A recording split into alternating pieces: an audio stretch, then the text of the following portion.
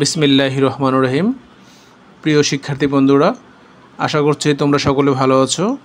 তোমাদের সকলকে আমিরস এডুবিকনে স্বাগতম। আজকে আমরা নবম দশম শ্রেণীর সাধারণ গণিতের 11.1 অনুশীলনী নিয়ে আলোচনা করব। আমরা চেষ্টা করব আজকে 11.1 অনুশীলনী সম্পূর্ণ কভার করে দেওয়ার জন্য। দেখা যাক কতটুকু পারা যায়। তো আজকে আমরা 11.1 অনুশীলনীর কিছু বেসিক কথা আছে। আমরা এর আগে এক ভিডিওতে সেই বেসিক বিষয়গুলো নিয়ে আলোচনা করেছি। তোমরা প্লে লিস্টে ঢুকে সেই বেসিক বিষয়গুলো নিয়ে একটু দেখে আসবে। আজকে আমরা অনুশীলনীর অঙ্কগুলো নিয়ে শুধু আলোচনা করব। তো আলোচনা শুরু করা যাক। এখানে আমার প্রথম অঙ্কে বলা আছে যে দুইটি বর্গক্ষেত্রের বাহুর দৈর্ঘ্য যথাক্রমে এ মিটার এবং বি মিটার হলে এদের ক্ষেত্রফলের অনুপাত নির্ণয় করো। এখন দেখো কি বলছে, দুটি বর্গক্ষেত্রের বাহুর দৈর্ঘ্য এ মিটার। এখন বর্গক্ষেত্রে এক বাহুর দৈর্ঘ্য যদি এ হয় তাহলে এর ক্ষেত্রফল কী হবে? এ স্কোয়ার। বর্গক্ষেত্রের সবগুলো বাহু সমান হয়, ঠিক আছে। আর ক্ষেত্রফল কী হবে? এ স্কোয়ার হবে। আবার প্রথম বর্গক্ষেত্রে বাহুর দৈর্ঘ্য যদি এ হয় তাহলে এর ক্ষেত্রফল কী হবে? এ স্কোয়ার। সেকেন্ড বর্গক্ষেত্রে বাহুর দৈর্ঘ্য যদি বি হয়, বি মিটার হয়, তাহলে এর ক্ষেত্রফল কী হবে? বি স্কোয়ার হবে। হ্যাঁ, এই দুইটার অনুপাত বের করতে বলছে। আমি শুরু করলাম। প্রথম বর্গক্ষেত্রের বাহুর দৈর্ঘ্য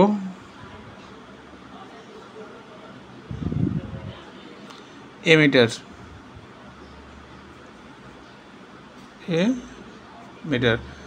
সুতরাং তাহলে প্রথম বর্গক্ষেত্রের ক্ষেত্রফল কী হবে বলো তো?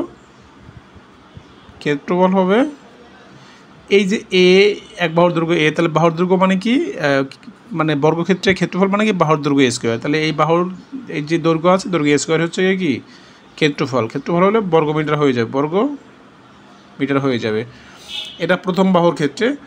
আবার সেকেন্ড বাহুর ক্ষেত্রে কী হবে বলো? সেকেন্ড বাহুর দেওয়া আছে কি? আমার সেকেন্ড বাহুর দেওয়া আছে বি দেওয়া আছে, সেকেন্ড বাহুর দৈর্ঘ্য বি দেওয়া আছে। তাহলে লিখি তোমার দ্বিতীয় বর্গক্ষেত্রের বাহুর দৈর্ঘ্য কী হবে? বাহুর দৈর্ঘ্য ইকুয়াল টু বি মিটার। সুতরাং দ্বিতীয় বর্গক্ষেত্রের ক্ষেত্রফল কী হবে বলো তো? ক্ষেত্রফল হবে বি স্কোয়ার, মানে বাহুর দৈর্ঘ্য স্কোয়ার, বি স্কোয়ার বর্গ মিটার। ওকে। এখন দুটি বর্গক্ষেত্রের অনুপাতটা কি? মানে রেশিও। হ্যাঁ, এই এ স্কোয়ার অনুপাত বি স্কোয়ার, এটাই তো আমার হচ্ছে গিয়ে ক্ষেত্রফল অনুপাতটা না। সুতরাং দুটি বর্গক্ষেত্রের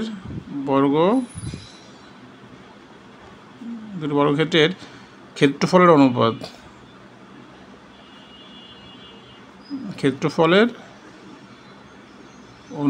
কি হবে?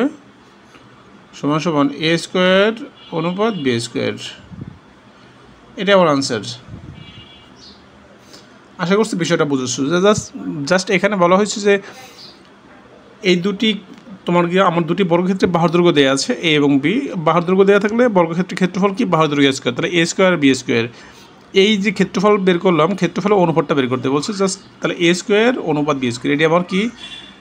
তো আমার দুটা বর্গক্ষেত্রের ক্ষেত্রফলের অনুপাত বের করলাম আমি, ঠিক আছে। তো আমরা পরবর্তী অঙ্কে গেলাম, 2 নম্বর অঙ্কে।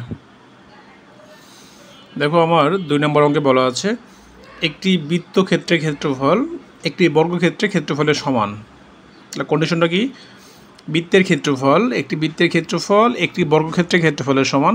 আমরা বৃত্তের ক্ষেত্রফলের সূত্র জানি পাই আর স্কোয়ার। বৃত্তের ক্ষেত্রফলের সূত্র কি? পাই আর স্কোয়ার। এবং বর্গক্ষেত্রের ক্ষেত্রফল কি? বাহুর দৈর্ঘ্য স্কোয়ার। হ্যাঁ, এটা আমরা জানি। বলছে এই দুইটা ক্ষেত্রফল কি পরস্পর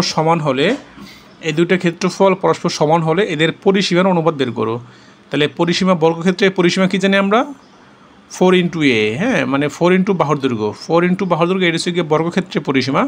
আর বৃত্তের পরিসীমার সূত্র কি 2πr। হ্যাঁ, তাহলে আমরা অঙ্কটা শুরু করি, দেখি আমরা মনে করি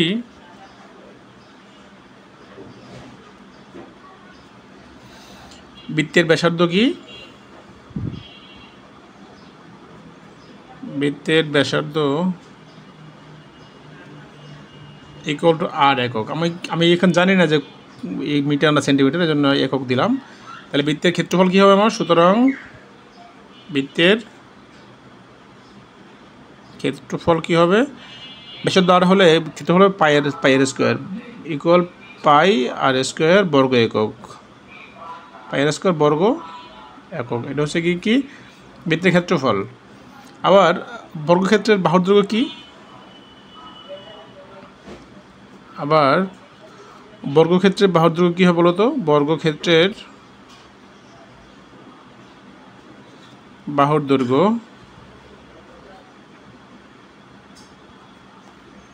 ইকুয়াল টু এ একক ধরলাম। সুতরাং বর্গক্ষেত্রের ক্ষেত্রফল কী হবে আমার?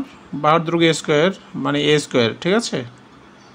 ক্ষেত্রফল কি? বাহুর দৈর্ঘ্য স্কোয়ার, বাহু যদি এ হয় তাহলে এই ক্ষেত্রফল কী হবে? এ স্কোয়ার বর্গ একক, বর্গ একক, ঠিক আছে? এখন দেখো এখানে আমার কোশ্চেনে বলা আছে বৃত্তক্ষেত্রের ক্ষেত্রফল একটি বর্গক্ষেত্রের ক্ষেত্রফলের সমান। তাহলে এই বৃত্তক্ষেত্রের ক্ষেত্রফল যে পাইলাম পাই আর স্কোয়ার, আর এই বর্গক্ষেত্রের ক্ষেত্রফল পাইলাম এ স্কোয়ার, এই দুইটা কি আমার পরস্পর সমান? সমান বলছে সমান, সমান হলে এদের পরিসীমার অনুপাত তোমাকে বের করতে বলছে।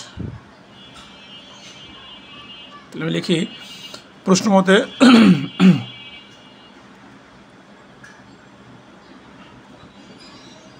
মতে pi r square equal to a square. Clear? আমার বা এরকম লিখতে পারি আমি যে এ স্কোয়ার সমান সমান কি পাই আর স্কোয়ার। আমি যদি এ বের করতে চাই, এ ইকুয়াল টু কী হবে? এ স্কোয়ার এ পাশে থেকে এক পাশ থেকে স্কোয়ার রুট, অন্য পাশে গিয়ে রুট হয়ে যায়। হ্যাঁ, তাহলে রুট পাই আর স্কোয়ার। এখন দেখো এখানে কি হয়? রুট পাই, আর এই যে আমার এখানে আর স্কোয়ার রুট স্কোয়ার আছে, এই রুট স্কোয়ারে কাটাকাটি হয়ে গেলে এখানে শুধু কী থাকে? আর থাকে। তাহলে এই ইকুয়াল টু কি রুট পাই আর আর আমার এখানে কিন্তু এই যে আর আছে, আরের রূপে কিন্তু আমার কি নাই? আমার এখানে আরের রূপে আমার এখানে আরের রূপে কি নাই? আমার রুট নেই, শুধু পায়ের উপর রুট। এটা কিসের মান? আরের মান, এর মান পেলাম আমি, ঠিক আছে? এটা আমি কিসের মান? এর মান পেলাম। সুতরাং বৃত্তের পরিসীমা সূত্র কি আমার? বৃত্তের পরিসীমা হচ্ছে 2πr। সুতরাং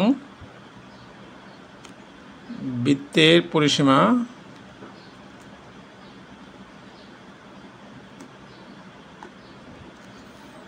সমান সমান 2πr, বৃত্তের পরিসীমা। আর বর্গক্ষেত্রের পরিসীমা কি? সুতরাং বর্গক্ষেত্রের পরিসীমা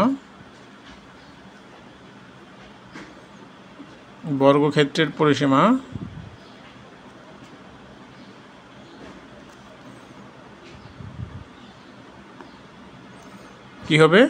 4a। এখন আমি এখানে এর মানটা বসিয়ে দিই। এর মানটা কি আমার? দেখো তো, রুট পাই আর। তাহলে 4 এর মান কি আমার? রুট পাই আর বসিয়ে দিলাম, ঠিক আছে? এখন বলছে যে বৃত্তের পরিসীমা ও বর্গক্ষেত্রের পরিসীমার অনুপাত মানে কি? জাস্ট বৃত্তের যে পরিসীমা পেলাম আমি, বৃত্তের পরিসীমা 2πr এবং হচ্ছে গিয়ে বর্গক্ষেত্রের পরিসীমা 4 রুট পাই আর, এই দুটো রেশিওটাই হচ্ছে, এই রেশিওটা বের করতে বলছে। তাহলে আমি বের করি। সুতরাং লিখি বৃত্তের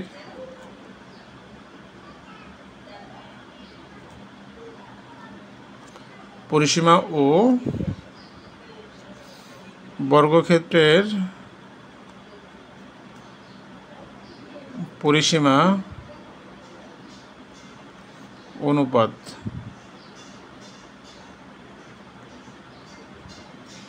ইকুয়াল কি হবে? 2πr অনুপাত 4 রুট পাই আর। দেখো অনুপাত মানে ভাগ করা, অনুপাত মানে কি ভাগ করা। হ্যাঁ, জাস্ট আমি তাহলে ভাগাকার লিখে দিই এটাকে, পরের পৃষ্ঠায় লিখি।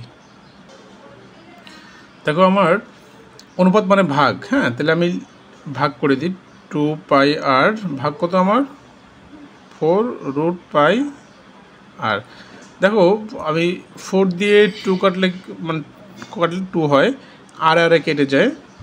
ঠিক আছে, তো এখানে কি থাকে দেখো তো, আমার উপরে থাকে শুধু পাই আর নিচে থাকে 2√π, 2√π। এখন দেখি আমরা, এখন আমরা জানি যে 2 ইকুয়াল টু কি √2 গুণ √2 ইকুয়াল টু হচ্ছে কি 2 হয়ে যায়, কারণ √2 গুণ √2 মানে কি তোমার গিয়ে 2√2 স্কোয়ার, তোমার গিয়ে √2 স্কোয়ার, √2 গুণ √2 কি √2 স্কোয়ার না, তোমার এই দুইটা √2 মানে স্কোয়ার, এই রুটের স্কোয়ার কাটাকাটি গেলে 2 হয়ে যায়। তাহলে আমরা হচ্ছে গিয়ে এই যে √π আছে, √πকে আমরা এইভাবে করে লিখতে পারি, পাই আছে 2 ইন্টু পাই, সরি এখানে যে √π আছে এটাকে এই যে সিঙ্গেল পাইটাকে আমরা √π ইন্টু √π আকার লিখতে পারি। ঠিক আছে, তাহলে এখন দেখো এই নিচের √π আর উপরে একটা √π আমি কেটে দিই। ঠিক আছে, কেটে দিলে কী হয় দেখো, আমার কী থাকে, আমার এখানে উপরে থাকে একটা √π আর নিচে থাকে শুধু 2 থাকে। তাহলে আমার এই যে এইটা রেশিওটা কী হয় আমার, সুতরাং রেশিওটা হচ্ছে গিয়ে পাই অনুপাত 2 √π, সরি √π আছে একটা, এটা আমার কাঙ্ক্ষিত আনসার। ঠিক আছে, আশা করছি অঙ্কটা বুঝেছো।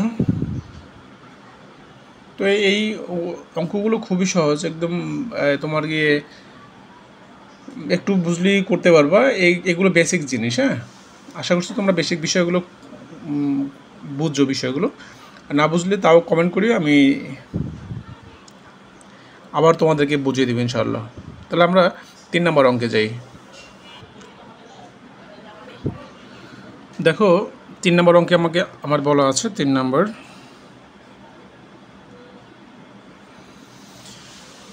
অঙ্কে বলা আছে দুটি সংখ্যার অনুপাত 3:4, দুটি সংখ্যার অনুপাত 3:4 এবং এদের লসাগু 180। এদের লসাগু কত 180 হলে সংখ্যা দুটি নির্ণয় করতে বলছে আমাকে, সংখ্যা দুটি আমাকে নির্ণয় করতে বলছে।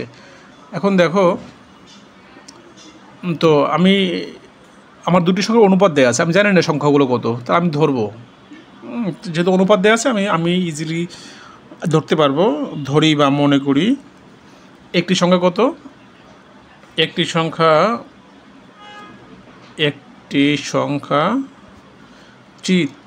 3x ধরলাম।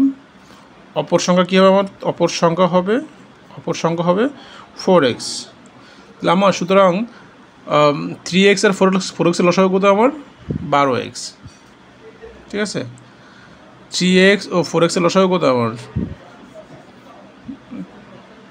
যে এদের লসাগু কী হবে, সুতরাং এদের সংখ্যা দুটির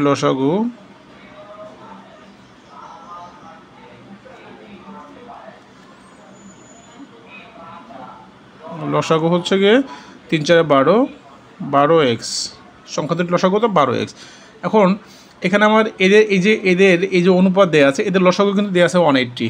তাহলে আমার এই যে 12x ইকুয়াল টু 180 লিখতে পারি আমি প্রশ্ন মতে,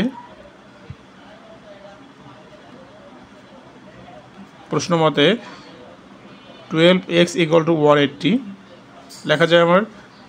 তো 12-এর সঙ্গে হচ্ছে গিয়ে এক্সের সঙ্গে 12 আছে গুণাকার, এই পাশে গেলে ভাগ হয়ে যাবে, তাহলে x ইকুয়াল টু কত 180/12। ঠিক আছে, 180/12 কত হয় আমার 15।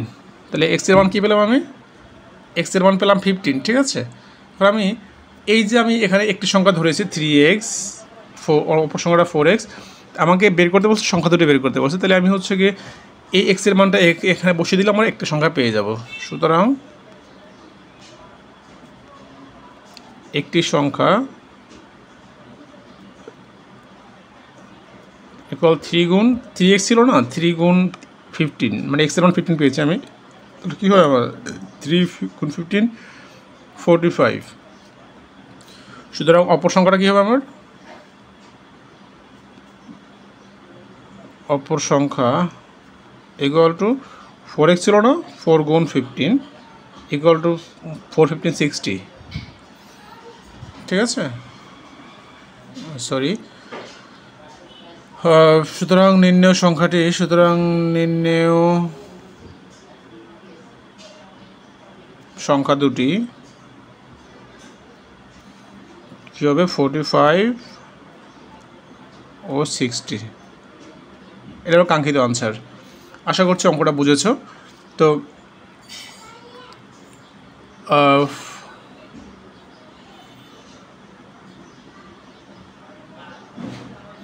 তাহলে আমরা পরবর্তী অঙ্কে যাই।